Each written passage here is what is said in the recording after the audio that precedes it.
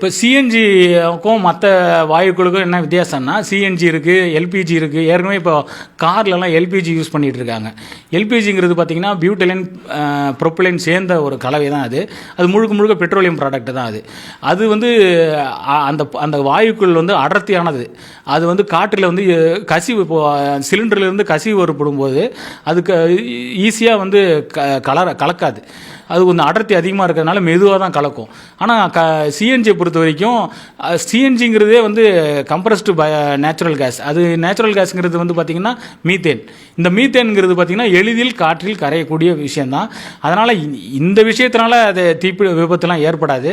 வேறு ஏதாவது எலக்ட்ரிக்கல் ஒயரிங்கிலிருந்தோ இல்லை அதுக்கான மற்ற ஏதாவது தீப்பொறிகள் வேறு எங்கேயாவது இருந்து எங்கேயாவது கசிவு ஏற்பட்டாவோ துளைகள் ஏற்பட்டிருந்தாவோ மற்ற விஷயங்களால தான் தீ பிடித்திருக்கும் மொழியே இந்த கேஸ்னாலலாம் தீ பிடிக்கிறதுக்கு வாய்ப்புகள் இல்லை.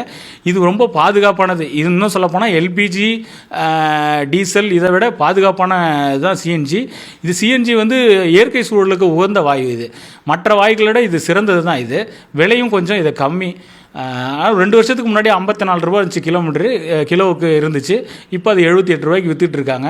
டீசலை வந்து இன்றைக்கி 92 ரூபா கொடுக்குறோம். இது 74 ரூபா, 77 ரூபா, 78 ரூபாங்கும் போது உங்களுக்கு இதுதான் விலையும் கம்மி, பயன்பாட்டும் கம்மி, பொருளாதார இதில் விஷயங்களையும் இதுதான் அது சேவிங்காக இருக்கும். அந்த கன்வர்ஷன் கிட் அப்படின்னு சொல்றீங்களா சார், அது வந்து நம்மளே உற்பத்தி பண்ணுறோமா இல்லை வெளிநாடுகள்லேருந்து வாங்க வேண்டியது? இந்த கன்வர்ஷன் கிட்டை பொறுத்த வரைக்கும் பொதுவாக வந்து மேக் இன் இந்தியா ப்ராஜெக்டில் இன்னும் வந்து பெரும்பாலான இப்போ சில நிறுவனங்கள் தயாரித்ததாக சொல்லிகிட்டு இருக்காங்க. ஆனால் பெரும்பாலான முக்கியமான காம்பனண்ட் வந்து வெளிநாடுகளிலிருந்து இறக்குமதி பண்ணுறாங்க.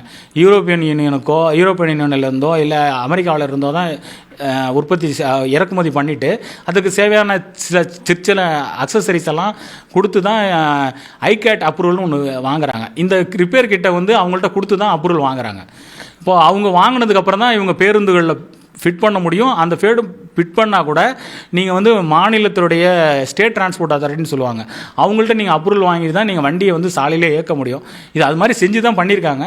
மற்றபடி இதில் வந்து என்ன நடந்ததுங்கிறது நிர்வாகங்கள் தான் சொல்ல முடியும். வந்து மற்ற கருத்துக்கள்லாம் நம்ம சொல்ல முடியாது.